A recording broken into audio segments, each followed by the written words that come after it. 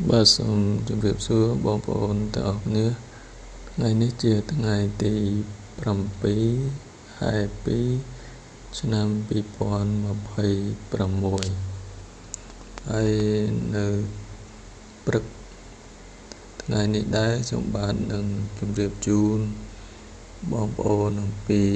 ហាងឆេងមាសនិងប្រាក់សម្រាប់បងប្អូនដែលមិនទាន់បានចុចជាវឬក៏ចុច Subscribe នៅលើ Channel YouTube របស់ខ្ញុំសូមបងប្អូនជួយ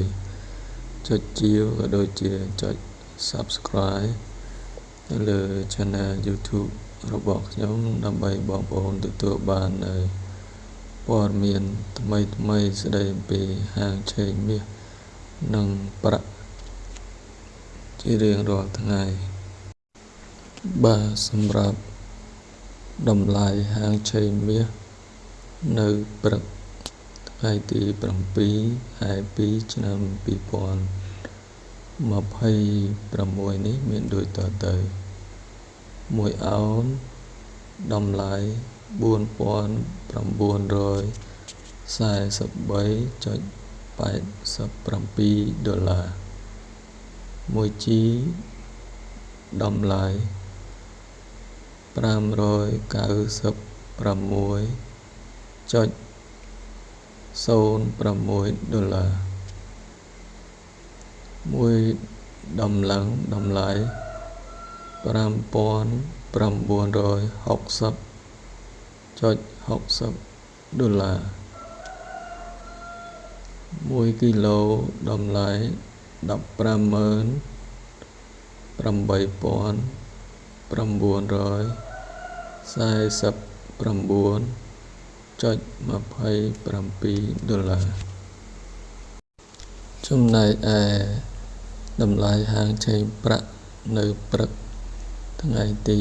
7ខែ2ឆ្នាំ2026នេះ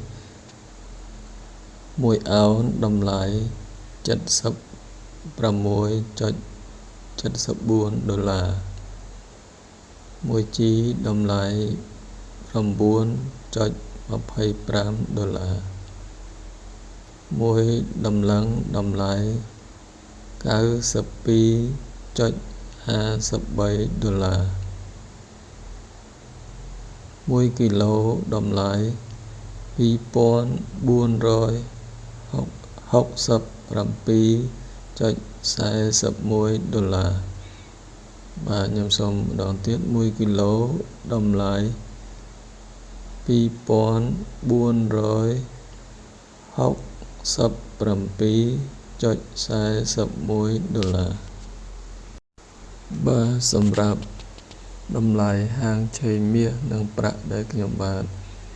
ជម្រាបជូនអំបញ្ញមិញនេះសន្មតថាចប់តែប៉ុណ្ណេះហើយអរគុណបងប្អូនទាំងអស់គ្នាដែលបានតាមដានយកចិត្តទុកដាក់ស្ដាប់